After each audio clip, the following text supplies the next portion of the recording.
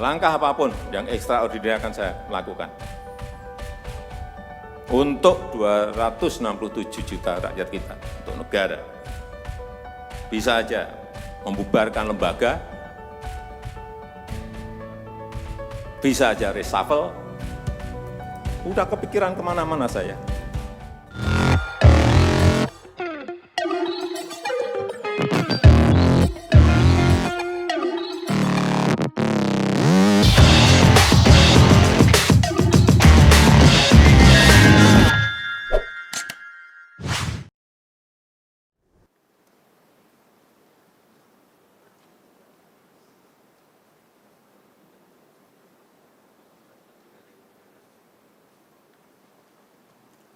Bismillahirrahmanirrahim. Assalamualaikum warahmatullahi wabarakatuh. Selamat pagi, salam sejahtera bagi kita semuanya. Om Swastiastu, Namo Buddhaya, salam kebajikan. Yang saya hormati Bapak Wakil Presiden, para Menko, para Menteri, yang saya hormati seluruh ketua dan pimpinan lembaga yang hadir, yang tidak bisa saya sebut satu persatu. Bapak Ibu sekalian yang saya hormati,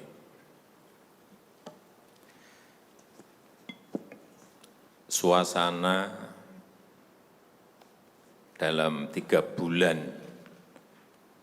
ke belakang ini dan ke depan, mestinya yang ada adalah suasana krisis. Kita juga mestinya juga semuanya yang hadir di sini sebagai pimpinan, sebagai penanggung jawab, kita yang berada di sini ini bertanggung jawab kepada 260 juta penduduk Indonesia. Ini tolong digarisbawahi. Dan perasaan itu tolong sama, kita sama. Ada sense of crisis yang sama. Hati-hati, OECD terakhir sehari 2 hari yang lalu menyampaikan bahwa growth, pertumbuhan ekonomi dunia terkontraksi 6, bisa sampai ke 7,6%, 6 sampai 7,6% minusnya. Bank Dunia menyampaikan bisa minus 5%. Perasaan ini harus sama, kita harus ngerti ini. Jangan biasa-biasa saja, jangan linier, jangan menganggap ini normal. Bahaya sekali kita. Saya melihat masih banyak kita yang menganggap ini normal. Nah, kalau saya lihat, Bapak, Ibu, dan saudara-saudara masih ada yang melihat ini sebagai sebuah masih normal, berbahaya sekali. Kerja masih biasa-biasa saja. Ini kerjanya memang harus ekstra luar biasa, extraordinary. Perasaan ini tolong sama. Kita harus sama perasaannya, kalau ada yang berbeda satu saja sudah berbahaya. Jadi, tindakan-tindakan kita, keputusan-keputusan kita, kebijakan-kebijakan kita, suasana adalah harus suasana krisis. Jangan kebijakan yang biasa-biasa saja, menganggap ini sebuah kenormalan. Apa-apaan ini? Mestinya suasana itu ada semuanya. Jangan memakai hal-hal yang standar pada suasana krisis. Manajemen krisis sudah berbeda semuanya mestinya. Kalau perlu kebijakan perpu, ya perpu saya keluarkan. Kalau perlu perpres saya keluarkan. Kalau saudara-saudara punya peraturan menteri keuangan, keluarkan untuk menangani negara, tanggung jawab kita kepada 267 juta rakyat kita.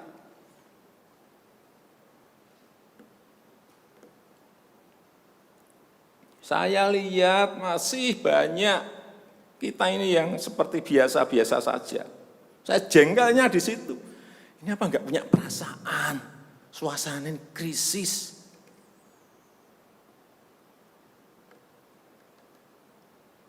Yang kedua, saya peringatkan belanja-belanja di kementerian. Saya lihat laporan masih biasa-biasa saja. Segera keluarkan belanja itu secepat-cepatnya karena uang beredar akan semakin banyak, konsumsi masyarakat nanti akan naik. Jadi belanja-belanja kementerian tolong dipercepat. Sekali lagi, jangan menganggap ini biasa-biasa saja. Percepat, kalau ada hambatan keluarkan peraturan menterinya agar cepat. Kalau perlu perpres, keluarkan perpresnya. Untuk pemulihan ekonomi nasional misalnya saya berikan contoh, bidang kesehatan, itu dianggarkan 75 triliun, 75 triliun, baru keluar 1,53% coba. Uang beredar di masyarakat kerem ke situ semua, segera itu dikeluarkan dengan penggunaan yang tepat sasaran, sehingga men-trigger ekonomi. Pembayaran tunjangan untuk dokter spesialis, untuk tenaga medis segera keluarkan. Belanja-belanja untuk peralatan segera keluarkan. Ini sudah disediakan 70-an triliun seperti itu. Bansos yang ditunggu masyarakat segera keluarkan. Kalau ada masalah, lakukan tindakan-tindakan lapangan. Meskipun sudah lumayan, tapi baru lumayan. Ini extraordinary. Harusnya 100%. Di bidang ekonomi juga sama.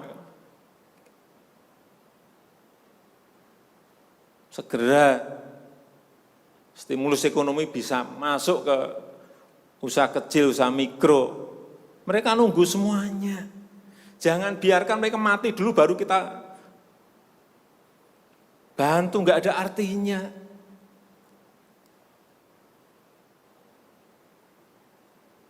Berbahaya sekali kalau perasaan kita seperti nggak ada apa-apa, berbahaya sekali. Usaha mikro, usaha kecil, usaha menengah, usaha gede, perbankan, semuanya yang berkaitan dengan ekonomi manufaktur, industri, terutama yang padat karya. Beri prioritas pada mereka supaya enggak ada PHK. Jangan sudah PHK gede-gedean, duit rupiah pun belum masuk ke stimulus ekonomi kita. Hanya gara-gara urusan peraturan. Ini extraordinary. Saya harus ngomong apa adanya, enggak ada progres. Yang signifikan enggak ada.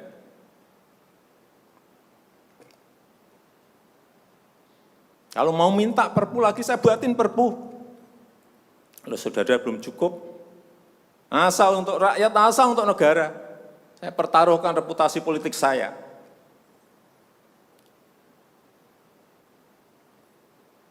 Sekali lagi tolong ini betul-betul dirasakan kita semuanya. Jangan sampai ada hal yang justru mengganggu. Sekali lagi, langkah-langkah extraordinary ini betul-betul harus kita lakukan. Dan saya membuka yang namanya langkah, entah langkah-langkah politik, entah langkah-langkah kepemerintahan akan saya buka. Langkah apapun yang extraordinary akan saya lakukan. Untuk 267 juta rakyat kita, untuk negara. Bisa aja membubarkan lembaga, bisa aja reshuffle, udah kepikiran kemana-mana saya. Entah buat perpu yang lebih penting lagi, kalau memang diperlukan, karena memang suasana ini harus ada. Kalau suasana ini tidak, Bapak Ibu tidak merasakan itu, sudah. Artinya tindakan-tindakan yang extraordinary keras akan saya lakukan. Saya rasa itu yang bisa saya sampaikan pada kesempatan yang baik ini. Saya betul-betul minta pada Bapak Ibu dan saudara-saudara sekalian mengerti, memahami apa yang tadi saya sampaikan. kerja keras dalam suasana seperti ini sangat diperlukan. Kecepatan dalam suasana seperti ini sangat diperlukan. Tindakan-tindakan di luar standar saat ini sangat diperlukan dalam manajemen krisis. Sekali lagi, kalau payung hukum masih diperlukan, saya akan siapkan. Saya rasa itu yang bisa saya sampaikan. Terima kasih. Assalamualaikum warahmatullahi wabarakatuh.